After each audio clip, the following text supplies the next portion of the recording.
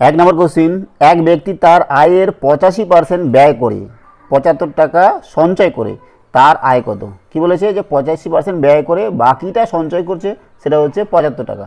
তাহলে 85% যদি ব্যয় করে তাহলে সঞ্চয় করে কত পার্সেন্ট? 15%। তাহলে 15% সমান সমান কত হচ্ছে? 75 টাকা।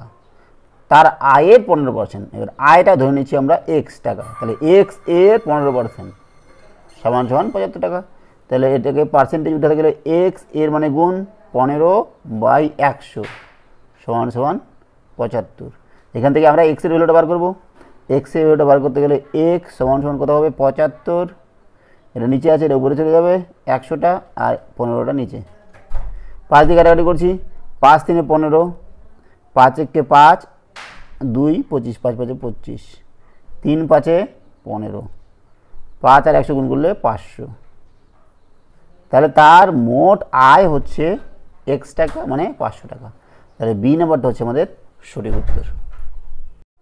2 নম্বর কোশ্চিন, দুটি সংখ্যার অনুপাত 3:4, তাদের লসাগু 180, ক্ষুদ্রতম সংখ্যাটি কত? তো আমরা ধরি সংখ্যা দুটো ধরে নিচ্ছি যে একটা হচ্ছে 3x আর একটা হচ্ছে 4x। যেহেতু তাদের অনুপাত দেওয়া আছে 3:4, তাহলে একটা সংখ্যা 3x আর একটা হচ্ছে 4x, এদের লসাগু বলেছে 180। তো লসাগু যদি আমরা করি 3x আর 4x এর, তাহলে আমাদের কী কমন যাবে বলো তো? x কমন যাবে, 3 আর 4 থাকলো। তাহলে লসাগু হলে সবগুলো গুণ করতে হয়, x × 3 × 4, তার মানে 4 3 12x, এটা হচ্ছে লসাগু। আর এটা সমান সমান দেওয়া আছে কত? 180। তাহলে এখান থেকে আমরা x এর মান বার করবো, x সমান সমান 180/12। 6 2 12, 6 3 18, 30, 2 দিয়ে ভাগ করলে 15। তাহলে x কত হচ্ছে? 15। এইবার আমাদের বলেছে কি যে ক্ষুদ্রতম সংখ্যাটি কত? তাহলে দুটো সংখ্যা, একটা 3x একটা হচ্ছে 4x, ছোটো সংখ্যা এটা। তাহলে 3x সমান সমান হচ্ছে 3 × 15, তাহলে 15 3 45, এটা হচ্ছে ক্ষুদ্রতম সংখ্যা। তাহলে 45 হচ্ছে এ নাম্বারটাও আমাদের সঠিক উত্তর। 3 নম্বর কোশ্চিন, 4টি বোতলে দুধ ও জলের অনুপাত যথাক্রমে 3:1, 3:2, 5:3, 7:5। সমস্ত বোতলের দুধ একটি পাত্রে ঢালা হলে দুধ ও জলের অনুপাত কত হবে? তো 4টা পাত্র আছে, দুধ এবং জলের অনুপাত এটাতে 3:1। তাহলে দেখো দুধ কতটা আছে? 3 + 1, 4 ভাগের 3 ভাগ। এটাতে 3 ভাগ দুধ আছে, কয় ভাগের মধ্যে? 3 আর 2 5 ভাগ, 5 ভাগে 3 ভাগ। তাহলে দুধ এবং জলের নতুন অনুপাত কত হবে? সেটা হবে, দেখো প্রথমটাতে আছে 3/3 × 4, এতটা দুধ আছে। তারপরে দুধ কত আছে? 3/3 5, এত অংশ। দুধ আছে 5/5 3 8 অংশ। তাহলে 7/7 5 12 অংশ, এত অংশ দুধ আছে প্রথম। মানে যদি আমরা সবগুলো একসাথে মিশ্রণ করি তাহলে এত অংশ দুধ হবে। এর সাথে অনুপাত করব কি? জলের অনুপাত। জল কতটা আছে দেখো, প্রথমটাতে 1/4, 3 × 4, 4 ভাগের 1 ভাগ। তারপরটা কত হবে? 2/5, তারপরে 3/8, 5/12। তাহলে এটা হচ্ছে দুধ, এটা হচ্ছে জল। এই অনুপাতটা আমাদের বার করলেই নতুন অনুপাতটা বার হয়ে যাবে। তো দেখো লসাগু কত হবে? 4 8 12 আর 5, লসাগু করলে হবে 4 5 8 12। 4 দিতে যাচ্ছে, দেখো 4 1 4, 5 গেল না, 4 2 8, 4 3 12, আর যাবে না। তাহলে কত হচ্ছে? 5 2 10, 4 3 12, 12 × 10 মানে 120 হচ্ছে লসাগু। তাহলে 120, 4 দিয়ে ভাগ করলে 4 3 12, 30 থাকছে, 3 3 9, 90। 5 দিয়ে ভাগ করলে কত থাকবে? দেখো 5 দিয়ে ভাগ করলে এই যে 5 চলে গেল, 3 6, 6 4 24 থাকবে, 24 3 48, এই 24 3 24 তো 5 দিয়ে ভাগ করলে থাকবে, দেখো 5 চলে গেল, 3 6, 6 4 24, 24 3 4 3 12, 2 হাতে 1, 3 6 7, 72। এর 8 দিয়ে ভাগ করলে কত? এই যে 8, 4 2 8, 8 দিয়ে ভাগ করলে 5 3 15 থাকবে, 15 5 75। আর 12 দিয়ে ভাগ করলে কত? 10 থাকবে, 10 সাথে 70। অনুপাত কত এদিকে? এটারও লসাগু 120 হবে, তাই না? এইবার দেখো 4 দিয়ে ভাগ করলে কত হচ্ছে? ওই একই, 4 দিয়ে ভাগ করলে থাকছে আমাদের 30, 30 1 30। 5 দিয়ে ভাগ করলে কত থাকছে? 5 দিয়ে ভাগ করলে 24, 24 2 48। 8 দিয়ে ভাগ করলে কত থাকছে 5 3 15, 15 3 45, 12 দিয়ে ভাগ করলে 10, 10 5 50।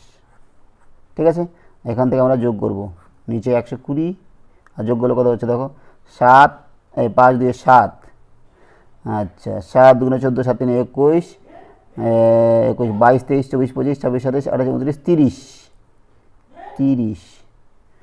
এদিকে অনুপাত হচ্ছে 120, যোগ করলে 5, 8 5 13 3, হাতে 1, হাতে 1 হচ্ছে 6 6 10 14 15 16 17। এবার দেখো নিচে 120 120 দুই দিকে আমরা কেটে দিতে পারি, থাকবে কত 307:173। তাহলে এটাই হচ্ছে আমাদের নতুন পাত্রে দুধ এবং জলের অনুপাত 307:173। এই সি নাম্বারটা আমাদের সঠিক উত্তর। 4 নম্বর অঙ্ক, একজন মাঝি স্থির জলে ঘন্টায় 10 কিমি যায়, সে 1 কিমি স্রোতের অনুকূলে যায় 5 মিনিটে, স্রোতের বেগ কত? দেখো স্থির জলে যাচ্ছে 10 কিমি ঘন্টায়, আর সে 1 কিমি স্রোতের অনুকূলে যায় 5 মিনিটে। 5 মিনিটে স্রোতের অনুকূলে 1 কিমি যাচ্ছে, তাহলে 1 ঘন্টায় কত যাচ্ছে? তো দেখো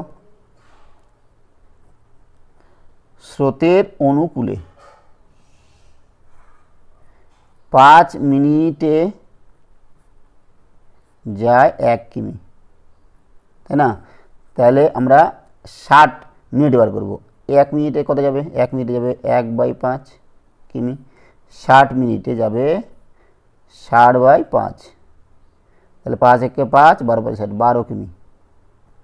তাহলে স্রোতের অনুকূলে তার ঘন্টায় গতিবেগ হচ্ছে 12 কিমি পার ঘন্টা, আর স্থির জলে তার ঘন্টায় গতিবেগ হচ্ছে 10 কিমি পার ঘন্টা। তাহলে স্রোতের গতিবেগ কত? 12 - 10 = 2 কিমি পার ঘন্টা। এটা কি? স্রোতের গতিবেগ। তাহলে স্রোতের গতিবেগ হচ্ছে ঘন্টায় 2 কিমি পার ঘন্টা। তাহলে বি নাম্বারটা আমাদের সঠিক উত্তর।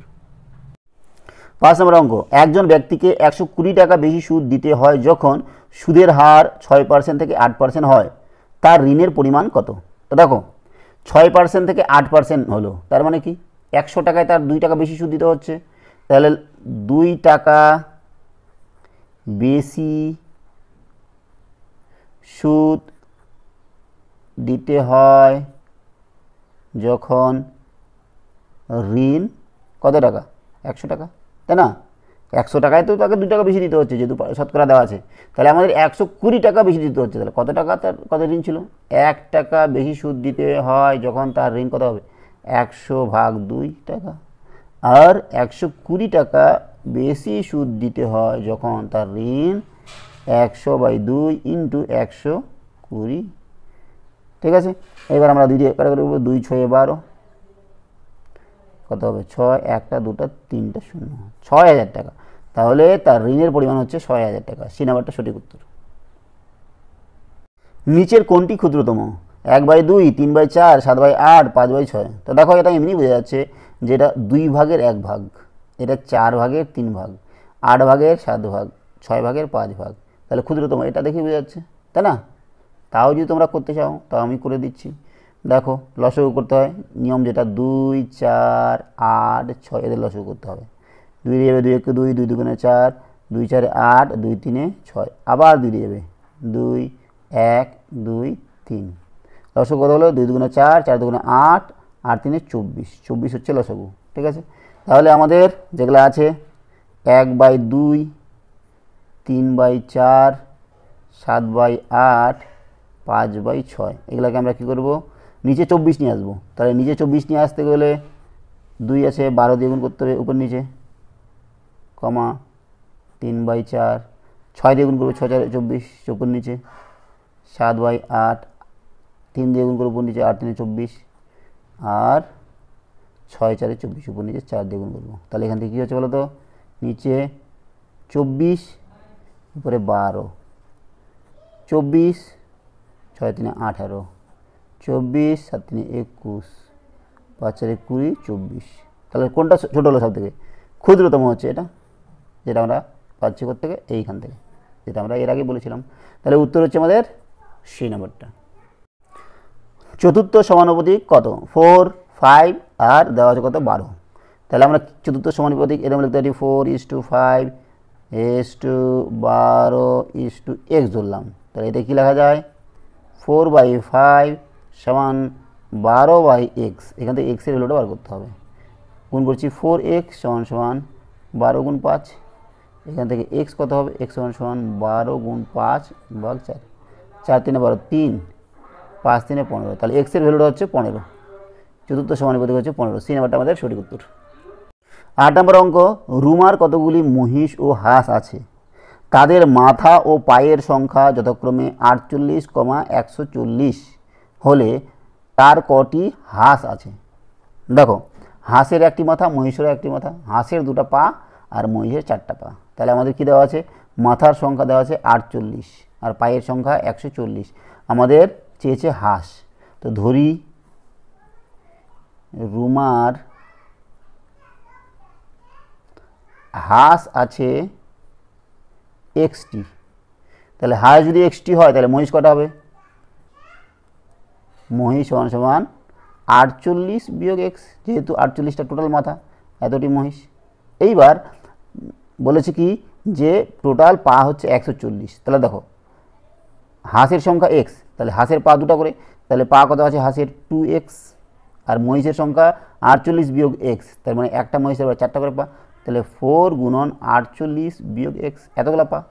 এগুলা বলেছে সমান সমান 140, তাই না? তাহলে এখান থেকে আমরা যোগ বিয়োগ করে এক্সের মানটা বার করবো। 2x plus 48 into 4 minus 4x সমান সমান 140।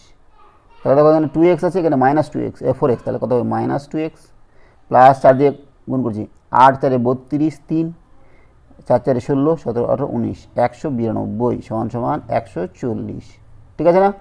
এইবার আমরা কি করছি, এটাকে এদিকে নিয়ে আসছি, এটাকে এদিকে নিয়ে আসছি। তাহলে 192 বিয়োগ 140 সমান সমান 2x, তাই না? তাহলে বিয়োগ করলে কত হচ্ছে? বিয়োগ করলে হবে 52 সমান সমান 2x। তাহলে এখান থেকে এক্সের মান কত বার করবো? এক্স সমান সমান কত? 52/2, তাহলে 26। তাহলে 26টি কি হাঁস, যেহেতু আমরা হাঁস ধরেছিলাম এক্সটি, আমাদের হাঁসই চেয়েছে, হাঁস হচ্ছে 26টি। এই হচ্ছে আমাদের সি নাম্বারটা সঠিক উত্তর। রৌশন বাবুর সাইকেলের বেগ 36 কিমি পার ঘন্টা, তার বেগ মিটার পার সেকেন্ডে কত? তো দেখো, এটা কিমিতে আছে, মিটারে করতে হবে, এটা ঘন্টায় আছে, এটা কী করতে হবে? সেকেন্ডে করতে হবে। তাহলে দেখো 36 কিমি পার ঘন্টা, এটাই তো, ঘন্টা বলতে 1 ঘন্টা। তাহলে 36টাকে আমরা কিলোমিটারটাকে মিটারে করবো, 1000 দিয়ে গুণ করতে হবে, তাহলে মিটার হয়ে গেল। আর 1 ঘন্টাকে আমরা সেকেন্ডে করবো, 1 ঘন্টা মানে 60 মিনিট, 60 আর 1 মিনিট সমান 60 সেকেন্ড। তাহলে 60 × 60 সেকেন্ড, 0 0 গেল, 0 0 গেল, 6 6 36, 36 গেল, 10 metre per second, 10 metre per second. এই যে বি নাম্বারটা হচ্ছে আমাদের সঠিক উত্তর। 10 নম্বর কোশ্চিন, 125 মিটার লম্বা 50 কিমি পার ঘন্টা গতিবেগ সম্পন্ন একটি ট্রেন কত সেকেন্ডে 5 কিমি পার ঘন্টায় একই দিকে হাঁটছে এমন লোককে অতিক্রম করবে? তো দেখো, একটা লোক যদি স্থির থাকে, তাকে অতিক্রম করা মানে ট্রেনটার নিজের দৈর্ঘ্য অতিক্রম করা। আর ট্রেনের গতিবেগ দেওয়া আছে 50 কিমি পার ঘন্টা। কিন্তু এখানে দেখো, ট্রেনটা যদি এদিকে যাচ্ছে তাহলে লোকটাও এদিকে যাচ্ছে। ট্রেনের গতিবেগ হচ্ছে 50 কিমি পার ঘন্টা আর লোকটার গতিবেগ হচ্ছে 5 কিমি পার ঘন্টা। তো যেহেতু একই দিকে যাচ্ছে, তখন গতিবেগ আমাদের বিয়োগ হবে। যদি এটা এদিকে যেত আর এটা এদিকে যেত তাহলে গতিবেগ যোগ হতো, তাই না? তাহলে 50 থেকে আমাদের লোকটার গতিবেগ বাদ দিতে হবে। 50 বিয়োগ 5 সমান সমান 45 কিমি পার ঘন্টা, এটা হবে গতিবেগ। এইবার 45 কিমি পার ঘন্টা মানে কি? 45 ইন্টু 1000, এত মিটার যায় কয় সেকেন্ডে? 1 ঘন্টায়। 1 ঘন্টা মানে 60 গুণ 60 সেকেন্ডে, তাই তো? এইবার আমাদের এত মিটার কত সেকেন্ডে যাবে? তাহলে 1 মিটার যাবে কত সেকেন্ডে? 60 গুণ 60 ভাগ 45 ইন্টু 1000, 125 মিটার যাবে। এখানে 125 দিয়ে গুণ করে দিই একবারে আমরা, 125, শূন্য কাটলাম, শূন্য কাটলাম। এবার আমরা কী করবো? 5 দিয়ে কাটাকাটি করবো। 5 দিয়ে কাটাকাটি করলে হবে 5 দুগুণে 10, 5 5 25, 5 দুগুণে 10 2, আবার 5 দিকে যাবে, দেখো 5 5 25, 5 9 45, 3 দিয়ে যাবে, 3 দুগুণে 6, 3 3 9, 2 2 চলে গেল, 3 দিয়ে কাটবে, 3 দুগুণে 6, 5 দুগুণে 10, তাহলে 10 সেকেন্ডে ওই ট্রেনটি লোকটিকে অতিক্রম করবে। কয় সেকেন্ডে? 10 সেকেন্ডে। বি নাম্বারটা হচ্ছে আমাদের সঠিক উত্তর। একটি বোটের স্রোতের অনুকূলে ও স্রোতের প্রতিকূলে বেগ যথাক্রমে 16 কিমি ও 11 কিমি প্রতি ঘন্টা। বোটের স্থির জলে বেগ কত? তো দেখো আমরা ধরে নিব যে স্থির জলে বোটের বেগ কত? x কিমি পার ঘন্টা, ঠিক আছে। আর স্রোতের বেগ ধরে নেব y কিমি পার ঘন্টা। এইবার কি বলেছে যে স্রোতের অনুকূলে বেগ হচ্ছে 16, তাহলে স্রোতের অনুকূলে মানে কি? স্থির জলে বেগ এবং স্রোতের বেগ, তার মানে x প্লাস y সমান সমান দেওয়া আছে আমাদের 16। আবার স্রোতের প্রতিকূলে মানে কি?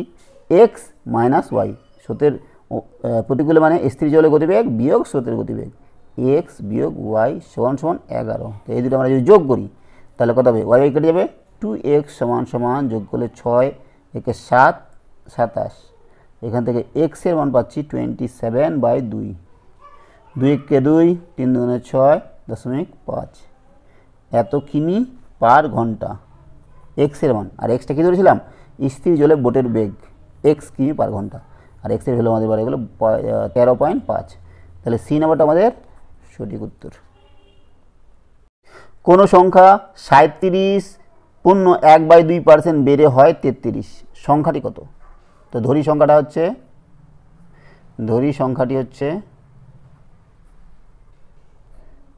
x, তাহলে কতটা বৃদ্ধি পেয়েছে?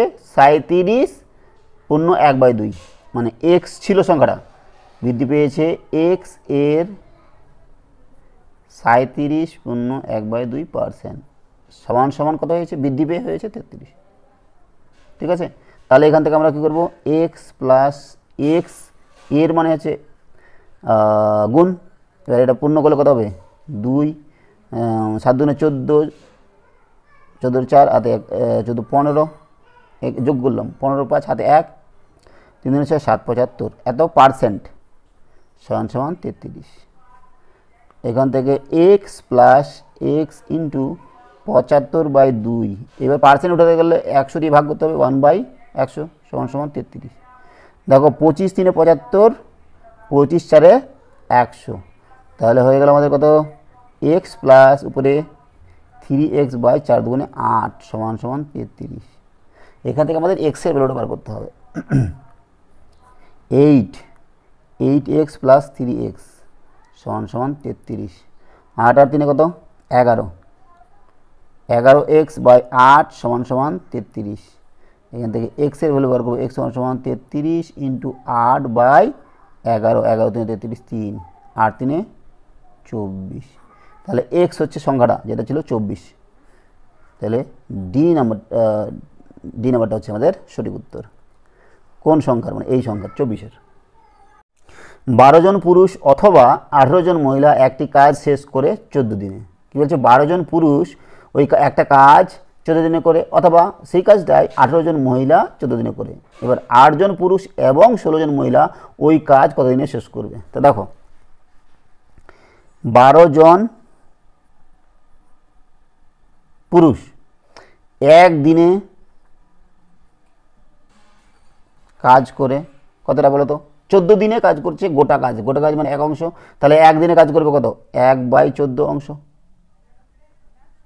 তাই না? এবার একজন পুরুষ একদিনে কাজ করে কত? 1/14 ইন্টু কত?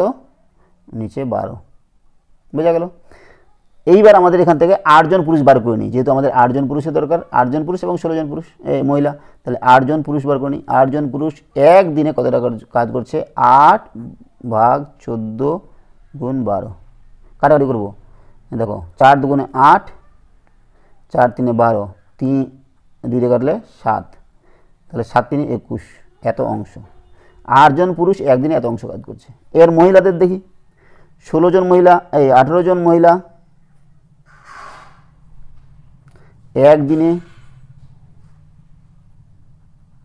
কাজ করে কতটা, ওই 1/14, কারণ যে 14 দিনে তারা 1 অংশ কাজ করে, 1/14 অংশ। এইবার একজন মহিলা একদিনে কাজ করে কতটা করবে, আরও কম করবে, 1/14 ইন্টু নিচে 18 এত অংশ। এবার কতজন মহিলা, 16 জন মহিলা, 16 জন মহিলা একদিনে কাজ করে 16 যা আছে তাই 16 দিয়ে গুণ করলাম। এবার দেখো কাটাকাটি করবো আমরা, 2 দিয়ে কাটবে, 2 8 16, 2 9 18, আবার 2 দিয়ে কাটবে, 2 4 8, 2 7 14, আর যাবে যাবে না। তাহলে উপরে কত হলো 4 আর নিচে 7, 9 7 63 এত অংশ। তাহলে দেখো 8 জন পুরুষ একদিনে এত অংশ কাজ করছে এবং 16 জন মহিলা একদিনে এত অংশ কাজ করছে। এইবার বলেছে কি যে 8 জন পুরুষ এবং 16 জন মহিলা ওই কাজ কতদিনে করবে, তাহলে 8 জন পুরুষ এবং 16 জন মহিলা একদিনে কত কাজ করবে, এটা প্লাস এটা, তাই না? 8 জন পুরুষ ও 16 জন মহিলা একদিনে কাজ করে কতটা, যোগ করছি, 1/21 যোগ 4/63, লসাগু করলে কত হবে, লসাগু করলে 63 হবে। হ্যাঁ, তাহলে 3 21 3 আর 4 7, উপরে 7 নিচে 63, 7 9 63, 1/9। তাহলে 8 জন পুরুষ এবং 16 জন মহিলা একদিনে এত অংশ কাজ করে, তাহলে 1 অংশ কাজ করবে কত দিনে, উল্টাই দিতে হবে, 9/1 মানে 9 দিনে। তার মানে 1 অংশ তারা কাজ করবে 9 দিনে, তাহলে তাদের সময় লাগবে 9 দিন। এই নাম্বারটা হচ্ছে আমাদের সঠিক উত্তর। এ এর মূলধন বি এর মূলধনের দ্বিগুণ, বি এর মূলধন সি এর মূলধনের 3 গুণ, তাদের মূলধনের অনুপাত কত? কি বলছে, এ এর মূলধন কি বলেছে যে এ এর মূলধন বি এর দ্বিগুণ, তাহলে আমরা কোনটা ধরবো আগে, সিটা ধরে নিই। সি এর মূলধন ধরলাম এক্স, ঠিক আছে, তাহলে বি এর মূলধন সি এর 3 গুণ, বি এর মূলধন হচ্ছে সি এর 3 গুণ, তার মানে 3x। আবার এ এর মূলধন বি এর দ্বিগুণ, 2 ইন্টু বি এর বি এত, তাহলে কত হচ্ছে 6x। এর মূলধনের অনুপাত কত হচ্ছে, a is to b is to c এর কত, 6x is to 3x is to x, x x আমাদের যদি কমন নিয়ে নিই কেটে যাবে, অনুপাত এই 3 6 ইস টু 3 ইস টু 1, এটাই হচ্ছে তাদের মূলধনের অনুপাত। এই বি নাম্বারটা আমাদের সঠিক উত্তর। একটি জামা 140 টাকায় বিক্রি করে 10% ক্ষতি হলো, কত টাকায় বিক্রি করলে 10% লাভ হবে? 10% ক্ষতি হয়েছে, তার মানে কি 100 টাকায় যদি ক্রয় করে 90 টাকায় বিক্রি করেছে, আর এখানে বিক্রয় মূল্য দেওয়া আছে, আমাদের ক্রয় মূল্যটা বার করতে হবে। 10% ক্ষতি মানে কি, 90 টাকা বিক্রয় মূল্য হলে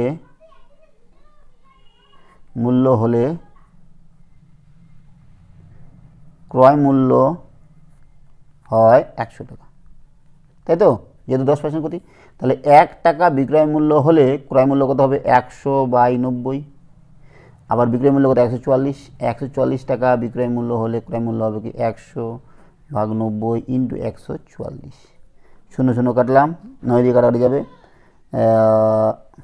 9 কে 9 5, 9 6 54, 160 টাকা। এইবার 160 টাকা তার কি ক্রয় মূল্য। এবার বলেছে যে 10% লাভে কত টাকায় বিক্রি করলে 10% লাভ হতো। 10% লাভ মানে কি, ক্রয় মূল্য পেয়ে গেছি আমরা, 10% লাভ মানে কি 100 টাকা ক্রয় মূল্য হলে বিক্রয় মূল্য 110 টাকা, এটাই তো। এবার 1 টাকা ক্রয় মূল্য হলে বিক্রয় মূল্য কত, 110/100 টাকা।